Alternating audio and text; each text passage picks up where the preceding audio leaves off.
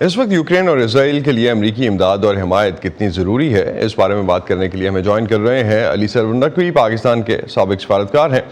Ambassador, مشرق وسطیٰ میں لڑائی سے پہلے بھی امریکہ میں یوکرین کے لیے حمایت میں کچھ کمی تھی، فٹیگ کی بات کی جا رہی تھی، جس کی وجہ سے ایک وجہ جنگ کا طول پکڑنا بھی ہے۔ اس وقت یوکرین کے لیے امریکی امداد کتنی اہم ہے اور اس میں کمی سے کیا اثر پڑے گا جنگ پر؟ دیکھیے، یہ جنگ اس وقت جو ہے وہ اس کو کہتے ہیں انگریزی میں اسٹیل میٹ، کیونکہ نہ ہی روسی عسکری طاقت جو ہے وہ یوکرین پہ مسلط ہو پائی ہے، اور نہ ہی یوکرین، وہ تو ظاہر ہے کہ روس جیسے بڑے ملک کو کوئی خاص نقصان پہنچا پایا ہے۔ تو یہ ایک اسٹیل میٹ کی سچویشن ہے، ایک قسم کا جمود ہے، گرچہ حرکت بہت ہے لیکن یہ کام کچھ کسی کا بھی آگے نہیں بڑھ رہا۔ تو امریکی امداد بہت اہم ہے اور وہ کافی دن سے ان کو ملتی رہی ہے، لیکن اب چونکہ امریکہ میں کانگریس کا جو رویہ ہے اور جو غزہ کا تنازع کھڑا ہو گیا ہے، اس وجہ سے لگتا یہ ہے کہ امریکی امداد بھی کم ہو جائے گی، جس کا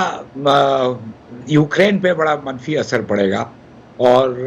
روس اس کا فائدہ بھی اٹھا سکتا ہے۔ تو جو یوکرین کی خود مختاری اور آزادی جو کہ اس وقت خطرے میں ہے، وہ مزید مشکل میں آ جائے گی۔ تو اس وقت جب سچویشن یہاں پہ ہے اور اس موڑ پہ یہ سوال مختلف حلقوں میں اٹھایا جاتا ہے کہ امریکہ کے لیے اسرائیل زیادہ اہم ہے اس وقت اگر دونوں میں سے چوز کرنا ہو، یا یوکرین؟ یہ تو بڑا مشکل سوال ہے، کیونکہ امریکہ دونوں ہی جنگوں کو کچھ حد تک ان کی حمایت کرتا رہے گا، اور یعنی آپ کا سوال جو ہے اس سے تو یہ لگتا ہے کہ اسرائیل کو چھوڑ کر وہ یوکرین کی طرف مائل ہو جائے، یا یوکرین کو چھوڑ کر اسرائیل کی طرف پوری طرح مائل ہو جائے۔ تو میں نہیں سمجھتا کہ ایسا ہوگا۔ جو ان دا ریئل ورلڈ، جو ریئل پولیٹک ہے، اس کے تحت میرا خیال ہے کہ امریکہ دونوں سچویشنز کو ہینڈل کرنے کی کوشش کرے گا، اور اسی لیے مگر اس کی وجہ اسی لیے دونوں طرف امریکی افسران اور ان کے وزیر خارجہ اینتھنی بلنکن باضابطہ ٹچ میں دونوں سے رابطہ رکھے ہوئے ہیں، لیکن یہ جو صورتحال ہے اس میں too little to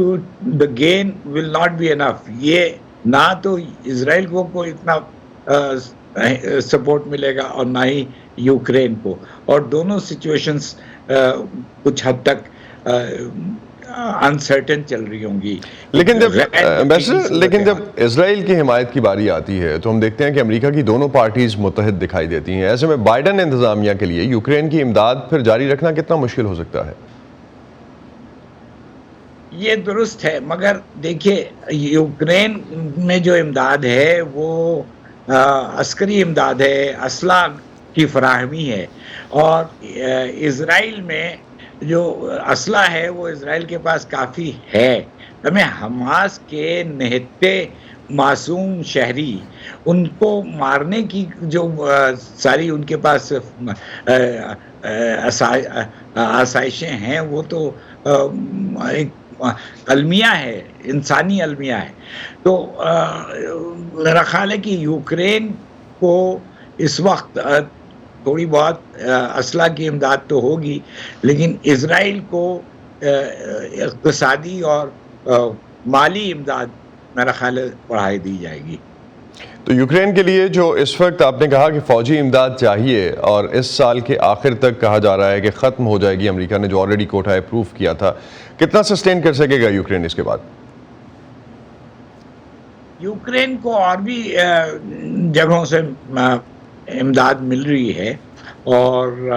یورپی ممالک اس کو اقتصادی یا مالی امداد تو فراہم کر سکتے ہیں،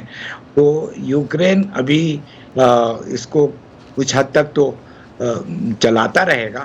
لیکن ظاہر ہے کہ آخر وہ امداد کی حیثیت بھی مستقل طور پہ نہیں ہوگی، تو